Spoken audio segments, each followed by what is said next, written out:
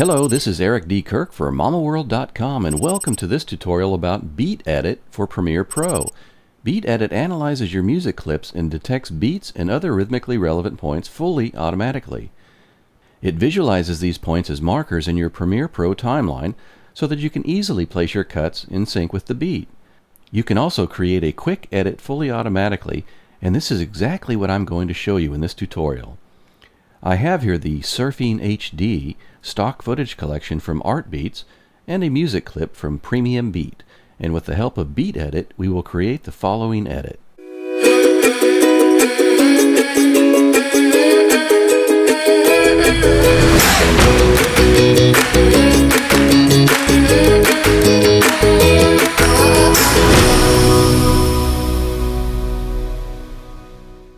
We start BeatEdit with the menu command Window, Extensions, BeatEdit. Then we open the audio file that we want to use, and BeatEdit automatically starts its beat detection. The detected beats are visualized with the blue lines that you can see here, and if we play the music you can also hear a click sound at each beat.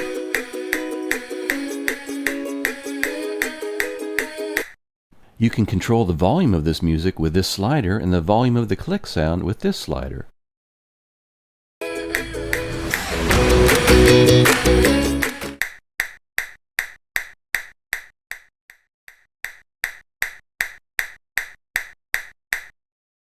Or you click on the speaker icon to mute the click sounds completely.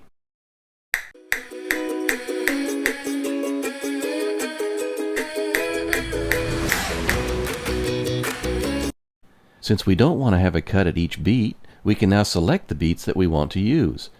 Let's say we choose in Entire Song select automatically one beat every 4 beats evenly and click Select. Now you can see that every 4th beat is shown in blue. Depending on where we have our playhead, when we click Select, different beats are selected. This is because BeatEdit always chooses the beat that is nearest to the playhead. We can also click Select while the music is playing. This is very convenient since we just need to click Select when a specific beat is playing to ensure that is included in the selection.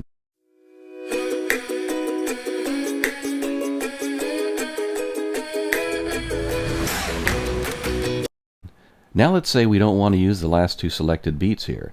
Then we just highlight this region and choose In Highlighted Region Remove from the selection 1 beat every 1 beats. And if we click Select, all beats in the highlighted region are removed from the selection. To create more variants, you can also select the beats more randomly or even add extra markers that are not located at beats, but which are still rhythmically relevant locations.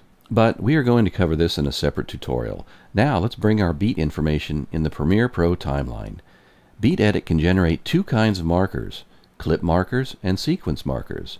Let's first choose clip markers and click Create Markers. Since our audio file is not yet in our Premiere Pro project, BeatEdit imports the audio file in the currently active bin. If you have already imported the audio file before, BeatEdit notices this and does not import it a second time.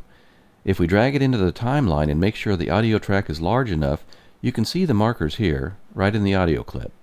Again, there is exactly 1 marker for each of the blue beat markers here in BeatEdit. Having the markers in the audio clip is useful if you use them as guides for a manual edit. But for the automatic edit I want to show you here, we need sequence markers instead. So we click Delete All, and you can see that the clip markers are not visible anymore. Now we choose to create sequence markers instead of clip markers and click on Create Markers again. Now our markers are shown as sequence markers here at the top of the timeline.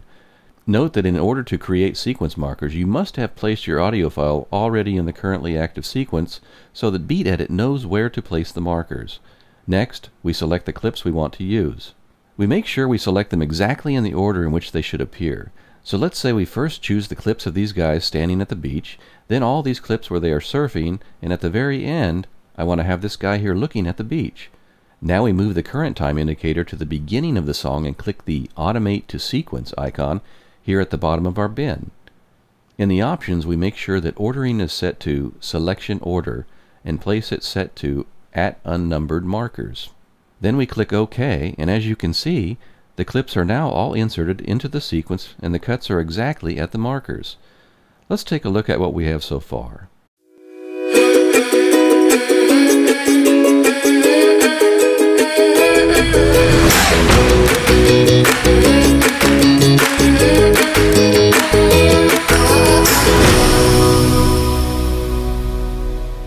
There are two things I want to change. First, the first clip should not start at the first marker, but actually already at the beginning of the song.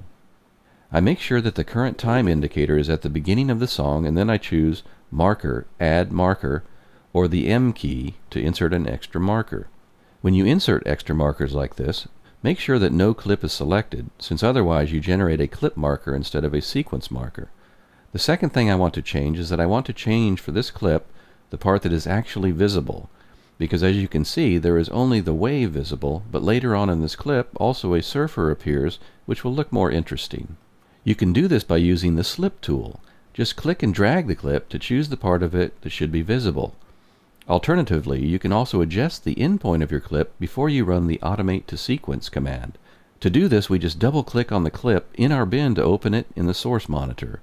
Then we move the current time indicator to the point in time where we want our clip to start and click the Marker In icon here. So let's quickly recreate our edit by first deleting all clips in the sequence, then selecting them again in the order in which we want them to appear, and finally clicking the Automate to Sequence icon. As you can see, due to our extra marker, the first clip now starts exactly at the beginning of the music. Also, this clip now starts exactly at the new endpoint that we've just set. And this is our final result.